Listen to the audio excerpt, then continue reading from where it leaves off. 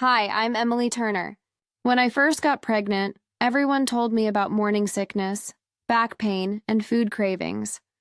But no one really warned me about the emotional part, the sudden mood swings, the tears that come for no reason, and the moments when you feel happy and scared at the same time. Pregnancy isn't just about physical changes. It's a storm of emotions that no one fully prepares you for. In today's story, I'll share my honest experience, the emotional changes I went through during pregnancy, what caused them, and how I slowly learned to understand myself again. Because sometimes, the hardest part of pregnancy isn't carrying the baby, it's carrying your emotions. It was a quiet Sunday afternoon. The sun was warm, the house smelled of cinnamon coffee, and everything seemed peaceful. But out of nowhere, I started crying. Not because I was sad, but because I couldn't explain what I was feeling. My husband, Michael, looked completely lost. "What happened, Em? Did I say something?" I wiped my tears quickly. "No, nothing." "I'm fine," I said, forcing a smile. But deep down, I wasn't fine at all.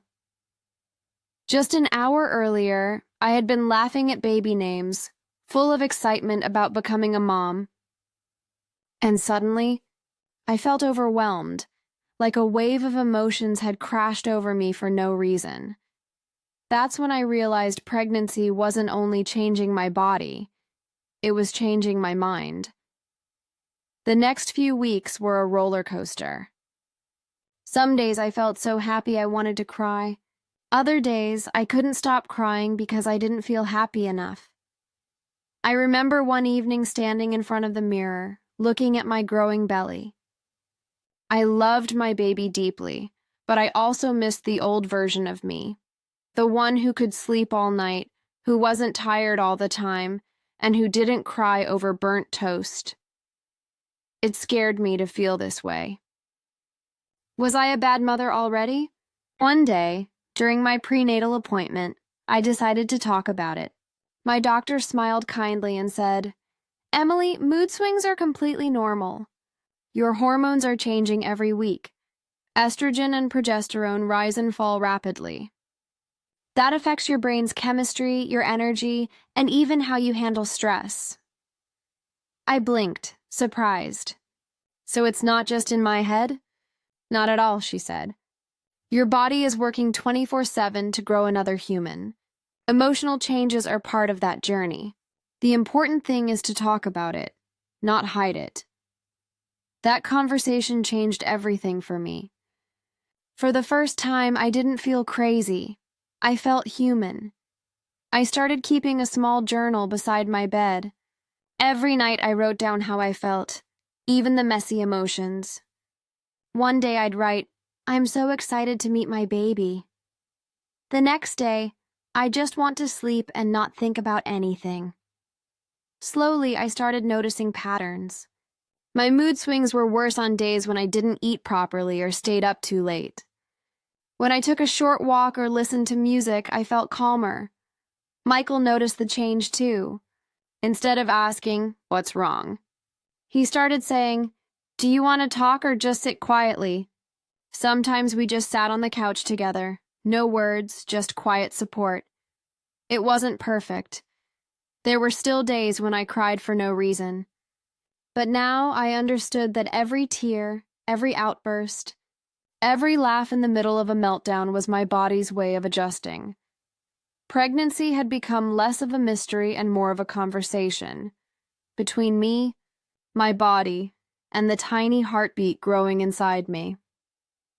After that long night of tears and confusion, I realized something.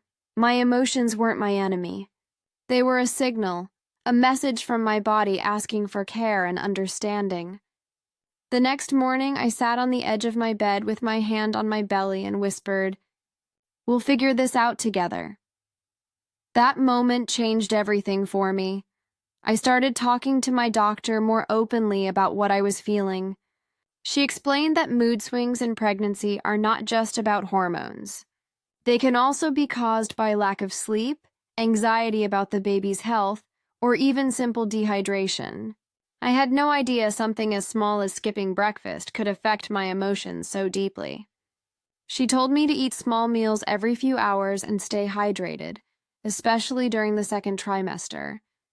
It sounded simple, but it worked.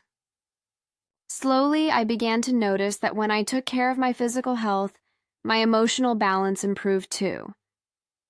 I started journaling, not long pages, just a few lines each night. Sometimes I wrote, "I felt sad today for no reason," and other times, I laughed out loud at a silly video. Writing helped me see my emotions like passing clouds instead of heavy storms. One afternoon, when I was folding tiny baby clothes, my husband walked in and said, "You look peaceful today." It made me smile because peace had felt impossible just a few weeks ago. We talked for hours that night about our fears and expectations. He admitted he felt helpless seeing me cry without knowing why. That conversation brought us closer. I realized emotional support isn't about fixing problems. It's about being there, quietly, patiently. I also joined an online group for expectant mothers. Reading stories from other women made me feel less alone. One woman wrote, "I cried when I couldn't tie my shoes." Another shared, "I felt guilty for not feeling happy every day." Those words stayed with me. It was comforting to know that even women who looked calm on the outside were also riding emotional waves inside. Meditation became my daily escape. I didn't sit cross-legged or chant. I just closed my eyes for 5 minutes and focused on my breath. Some days my mind ran wild, but other days I felt a gentle calm.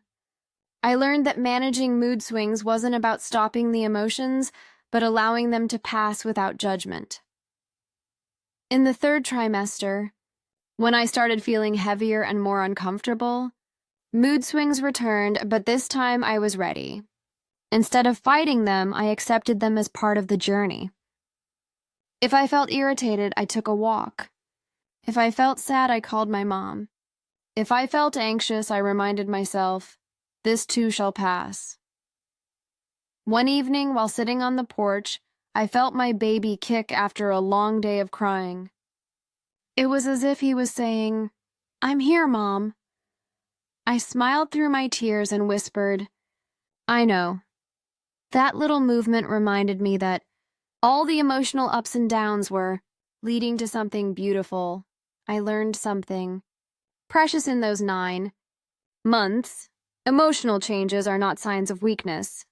They're proof that your heart is expanding to make room for a new life. Pregnancy isn't just a physical transformation. It's emotional training for motherhood. Now, whenever a friend tells me she feels moody or overwhelmed during pregnancy, I tell her what my doctor told me. Your body is doing something extraordinary. Be kind to yourself. The emotions will come and go, but they won't define you. Looking back, I'm grateful for every tear, every doubt, and every laugh. They taught me resilience. They prepared me to be a mother, patient, strong, and deeply human. By the time I held my baby in my arms for the first time, I wasn't just meeting my child, I was meeting a calmer, wiser version of myself. Pregnancy isn't just about growing a baby, it's about growing yourself. The mood swings, the confusion, the late-night tears, they're not signs of weakness. They're reminders that transformation is never easy, but always worth it. Emma's story isn't unique. It's a reflection of what so many women quietly go through. If you're feeling lost or overwhelmed right now, know this. Your emotions don't make you broken. They make you human. And every wave you ride brings you one step closer to the beautiful strength of motherhood.